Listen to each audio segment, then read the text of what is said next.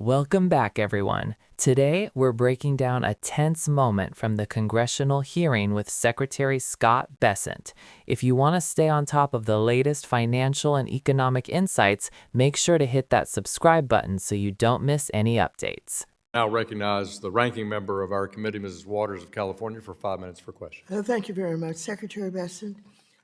In the FSOC annual report, you stressed the importance of economic growth to promote financial stability. While you noted many ways you plan to deregulate Wall Street and plant the seeds for another crisis, you said little about the harms of inflation. I find this odd, as the President and you have finally began discussing in the media how the price of goods are way too high. Notably, you mentioned that tariffs may need to come down to lower costs for Americans. So I have a few questions about this. As a former hedge fund manager in 2004, and I don't want you to go into any long details about this, but did you write a letter to investors raising concerns about the impact of tariffs, writing that, quote, tariffs are inflationary? Did you say that at that time, yes or no? No. Okay, thank you. Okay, we have a New York Times article that, agrees that you said New York that. Times. Then last summer, when you testified before a Senate committee, you said, and I quote, "There is no inflation. Tariffs are not being passed on to consumers." You were quite definitive and even claimed that critics had, quote, tariff derangement syndrome. Well, those comments are at odds with the statement you made to investors that tariffs are inflationary. Again, I want to be clear, so just let me ask you, are tariffs inflationary, yes or no? According to the San Francisco Federal Reserve, with 150 years of data, Yes or no? Tariffs do not cause inflation. San Francisco Federal Well, Reserve, last November, as the Congresswoman, Trump administration finally began to realize 150 years that of data. affordability issues in America are not a hoax, you told Fox News that the government was going to reduce tariffs on goods like coffee and bananas, and that doing so would, quote, bring the prices down very quickly. Mr. Secretary, why was that announcement even necessary?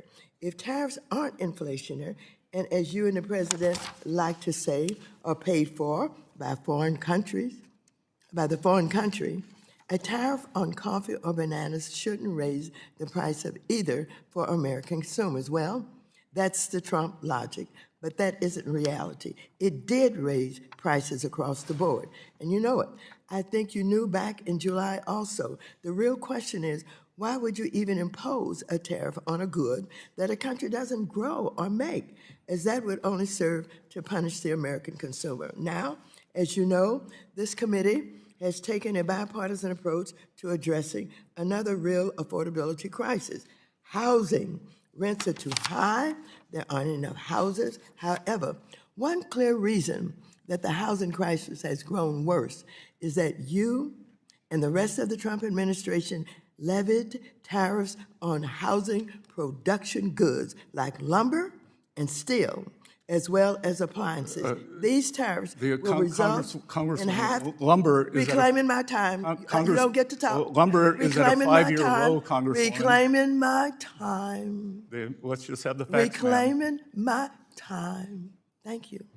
However, one clear reason that the housing crisis has gone worse is that you and the rest of the Trump administration levied tariffs on housing production goods like lumber and steel, as I said, as well as appliances. These tariffs will result in 500,000 fewer homes built at a time when we need more homes built, not less. Trump single-handedly made housing more expensive. And once again, you know it, as Axios has reported that you were planning to lift tariffs on housing production goods. In addition, the unlawful campaign the Trump administration has waged with ICE and Border Patrol, terrorizing American communities, has also harmed home construction across America. So I ask you, Secretary Bessent, will you be the voice of reason in the administration and urge Trump to stop waging a war on American consumers and on housing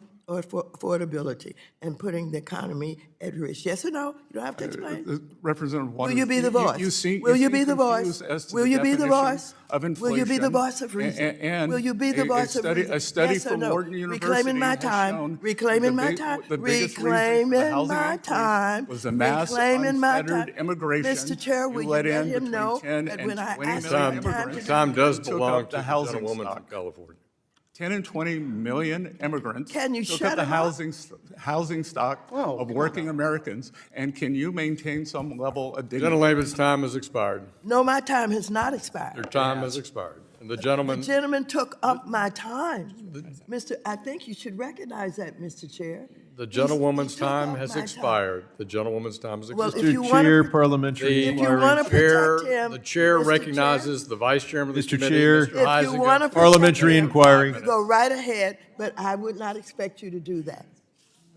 During the session, Representative Maxine Waters of California grilled Secretary Bessent on the topic of tariffs and inflation. She pointed out a seeming contradiction in his statements over the years. As a former hedge fund manager, Bessent has a deep understanding of market dynamics, yet when asked directly whether tariffs are inflationary, his answers have been inconsistent. Back in 2004, Waters referenced a letter Bessent supposedly wrote to investors warning that tariffs could drive inflation. When asked, Bessent denied having made that statement. Fast forward to last summer, during another Senate hearing, he claimed there was no inflation and that tariffs were not being passed on to consumers, even going so far as to label critics as suffering from tariff derangement syndrome. This raises an important question for all of us trying to understand how economic policy affects everyday life. Are tariffs inflationary? The answer is yes, according to long-term data from the San Francisco Federal Reserve, which analyzed over 150 years of economic records. Tariffs increase the cost of imported goods, and those costs are typically passed down to consumers, meaning higher prices at the store. It's a classic case of supply chain economics. When the cost to bring goods into the country rises, so does the price Americans pay. What makes this exchange especially important is that it shows how messaging from financial leaders and policymakers can influence public perception. On one hand, you have a top economist suggesting tariffs have real consequences. On the other, you have a government official publicly downplaying those effects. For anyone trying to make sense of market trends or even just manage their household budget, understanding these dynamics is crucial. So the takeaway here is clear. Economic growth and financial stability are not abstract concepts. Policies like tariffs directly impact the prices we pay every day. And hearings like this one give us a window into how leaders balance economic theory, political messaging, and real-world consequences. If you're finding this breakdown useful, don't forget to subscribe so you can get more insights like this. We'll continue to follow these hearings and explain what they really mean for your money, your investments, and your daily life.